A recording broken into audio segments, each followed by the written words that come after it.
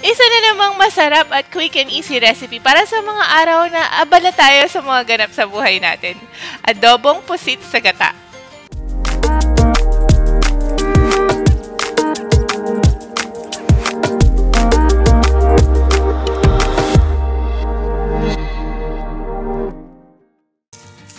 Sa sobrang bilis lutuin ng adobong pusit sa gata, isa lang ang prosesong kailangan natin gawin, ang paggisa. So, umpisa natin sa paghiwa ng ating sibuyas at mga 9 na pirasong butil ng bawang. As always, pupukpukin lang natin to at hihiwain ng maliliit. Habang ginagawa natin to, pwede na tayong magpainit ng kawali at mantika.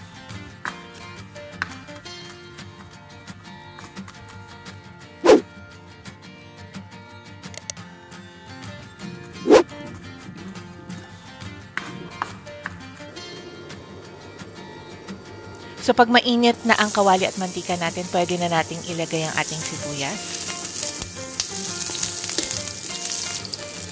At idagdag ang ating bawang. By this time, naka-ready na yung ating kalahating kilong pusit na piprituhin natin dito sa kawali ng mga 5 minutes. Tatanggalin natin ang pusit pag after 5 minutes dahil ayaw natin itong ma-overcook pag linuto na natin yung sauce ng adobo.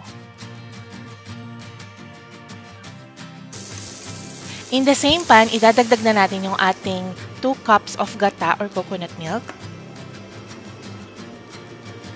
5 tablespoons of soy sauce, 3 tablespoons of vinegar,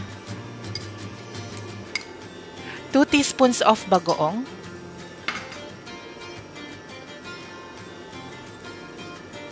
at mga 4 pieces of dried bay leaves. Hindi po natin to ihalo for 5 minutes dahil linagyan natin ng suka.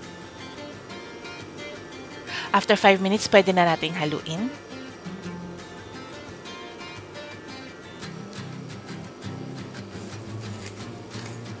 By this time, pwede nating tikman yung ating sauce. Masaya na po ako sa lasa dahil malasa na siya dahil doon sa bagoong. So, dinagdagan ko na lang ng paminta.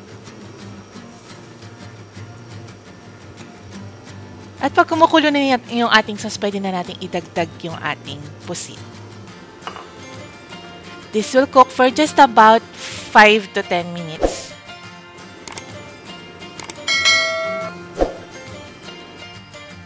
At pwede na natin itong i-serve. Ganun lang kabilis, easy peasy. At syempre, ihain natin to with mainit na kanin. Kain tayo!